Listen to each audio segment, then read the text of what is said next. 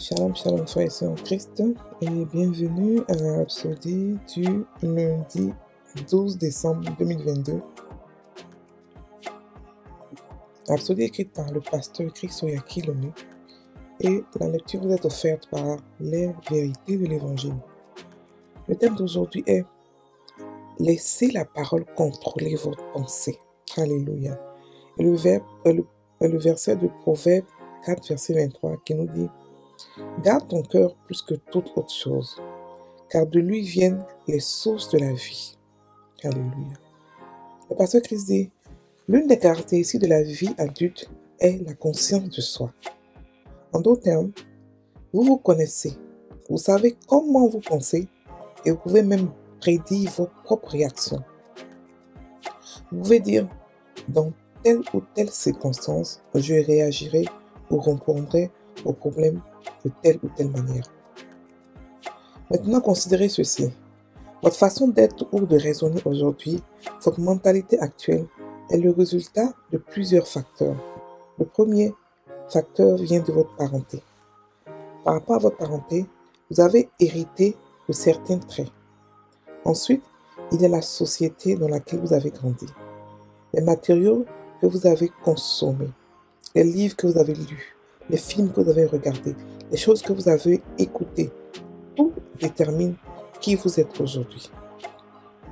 Toutes les informations qui vous sont parvenues par vos sens ont été enregistrées par votre faculté mentale et votre corps physique.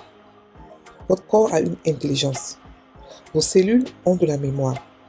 Les membres physiques de votre corps ont de la mémoire. Ils stockent des informations. Ainsi, toutes les informations que vous avez reçues ont été stockées en vous. Donc, chaque adulte est un incroyable conglomérat de centres de stockage massifs. Pensez-y.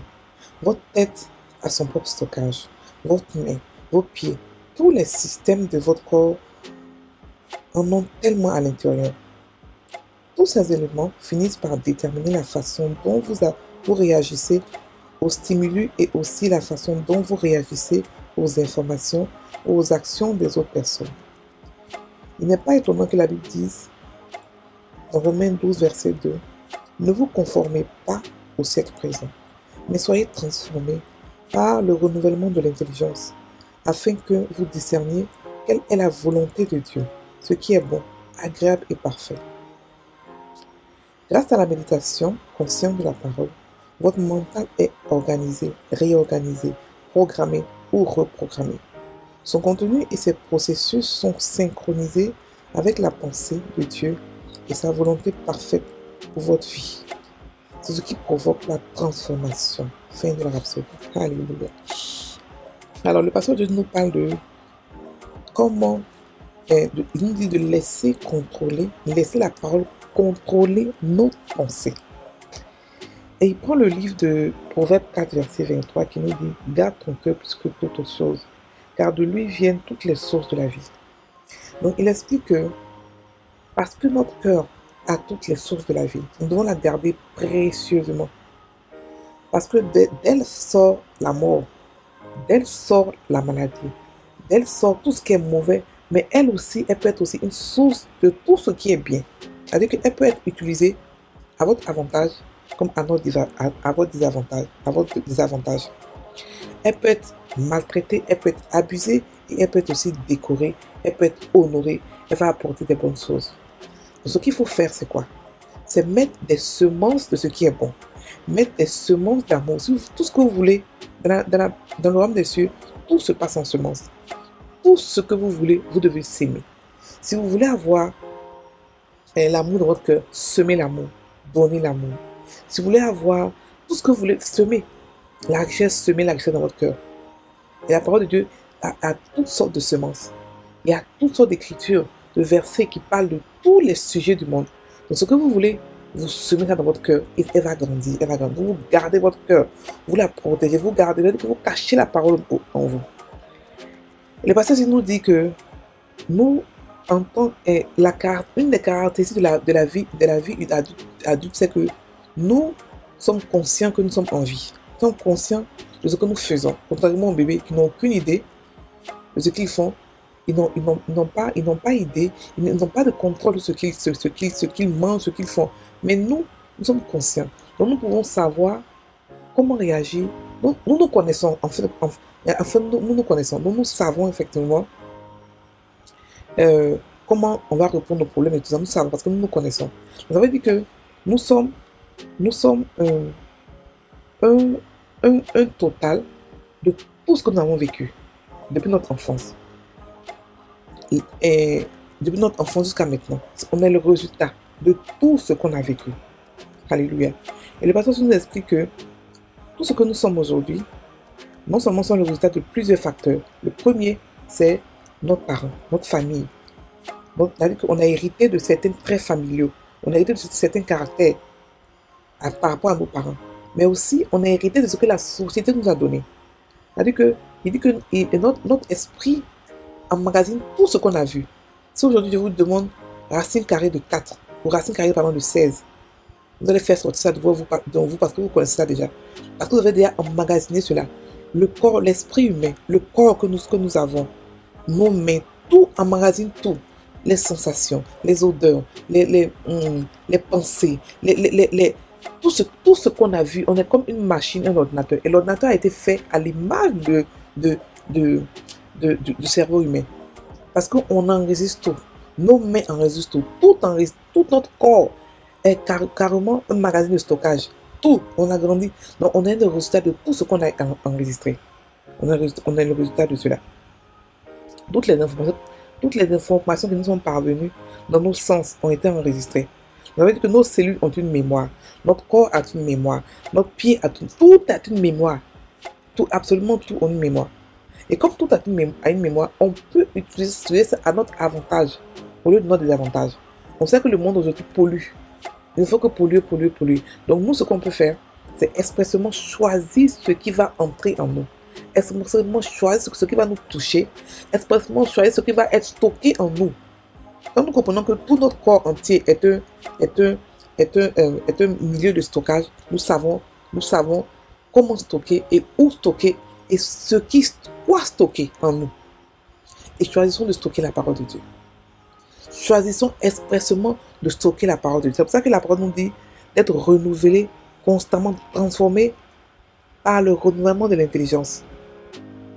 Parce que, en fait, qu'est-ce que Dieu veut nous donner? Dieu veut nous donner sa manière de penser. Il veut nous donner sa manière de parler, sa manière de réfléchir, sa mentalité, son mindset. C'est ce que Dieu veut nous donner. Et une fois qu'on commence à penser comme lui, on commence à agir comme lui, on commence à être réellement la parole. Il veut qu'on soit la parole. C'est pour ça qu'il nous a donné sa parole. Il veut qu'on soit la parole. On est né de la parole et on a la faculté de devenir la parole. Mais pour devenir la parole, qu'est-ce qu'il faut? C'est mettre la parole dans notre cœur, la cacher. Lorsqu'elle est cachée en nous, elle fait sortir. Elle sort seule quand le monde, elle grandit. C'est la semence. Elle grandit et elle sort. Elle sort, elle devient une plante, après un arbre, après une forêt et ainsi de suite. Elle sort. Nous devons alors, qu'est-ce que fait? La méditer consciemment. Pour pouvoir transformer, nous programmer, nous reprogrammer. Tout ce que nous sommes aujourd'hui, c'est le résultat de ce qu'on a emmagasiné hier. Donc ce que nous voulons devenir demain, nous pouvons le préparer aujourd'hui par la parole de Dieu. Nous pouvons le préparer aujourd'hui. C'est-à-dire que nous nous exposons à la parole de Dieu. Nous exposons à ce qui peut nous changer, qui est la parole de Dieu. On a été exposé avant à des choses qu'on n'a pas vraiment forcément choisies. Mais aujourd'hui, maintenant que nous connaissons la vérité, nous pouvons être exposés à ce que nous voulons être demain, à ce que nous-mêmes nous choisissons. Et choisissons la bonne part, qui est la parole de Dieu. Prenons-la et méditons-la. La méditation est dans le corps du Christ est quelque chose d'un peu abstrait, parce qu'on n'a pas été enseigné. Mais le mot méditation veut dire agar en hébreu, qui veut dire penser, imaginer, parler, crier, rugir. Si vous voulez méditer, vous pouvez nous joindre. On est sur WhatsApp, on a des groupes de méditation sur WhatsApp. On médite 6 fois par jour, rien que 10 minutes. La parole de Dieu. Et on la prend, on la mange, on la met en nous consciemment, expressément, on la met en nous. Et on devient à l'image de ce que Dieu veut. On est changé à l'image de la parole de Dieu tous les jours. Donc, connaissant que notre corps entier est un assemblage de tout ce qu'on a vécu. On peut, c'est pour ça que la Bible dit que vos filles et vos fils prophétiseront. Parce on peut créer l'avenir, sachant que notre avenir dépend de notre présent. Donc, qu'est-ce qu'on fait? Mais on crée l'avenir par nos paroles. Et ce qui est bien, c'est que tout se passe dans la parole. Tout se passe dans notre bouche. On prend la parole et on la médite. On fait sortir le réma et on prophétise. On peut tout changer. Il n'y a aucune situation qui est trop grande pour nous. Nous ne sommes pas des victimes. Nous ne sommes pas ceux-là qui pleurent devant Dieu. Non, nous sommes ceux-là qui sont vainqueurs, qui avons tout reçu. On a reçu le monde en héritage. On a reçu la vie de Dieu et on a reçu le Saint-Esprit. On a reçu aussi, il nous a mis à sa droite, il nous a mis à Sion. Nous sommes dans le royaume des cieux où nous régnons. Donc nous avons tout reçu. Rien ne nous a été refusé. Rien ne nous a été caché. Donc nous pouvons transformer notre ayant. Nous pouvons transformer notre environnement, notre vie tous les jours, par nos confessions, par notre méditation, par nos prophéties, par nos déclarations et proclamations. Et surtout en mettant la parole de Dieu dans notre cœur, en la cachant, en la méditant. En la méditant. Alléluia. Donc, le pasteur nous explique que c'est vraiment important de pouvoir changer sa manière de penser par la parole de Dieu. C'est la manière de penser qui fait qu'on réagit comme ce que nous sommes. Si aujourd'hui vous êtes nerveux, par exemple, c'est parce que votre manière de penser n'est pas calibrée avec la parole de Dieu. Une manière de penser qui est prompte à pouvoir s'énerver parce qu'elle a été alimentée. Elle a des choses qui alimentent la colère. Un chrétien ne peut pas être possédé. Il peut être oppressé, ne pas être possédé. C'est pas parce que vous êtes nerveux que forcément vous êtes possédé par un démon. Non. Ce démon peut partir, cette oppression peut partir. Si vous vous calibrez avec la parole de Dieu, si vous vous connectez et vous changez votre manière de penser, votre manière de réagir, tout va changer.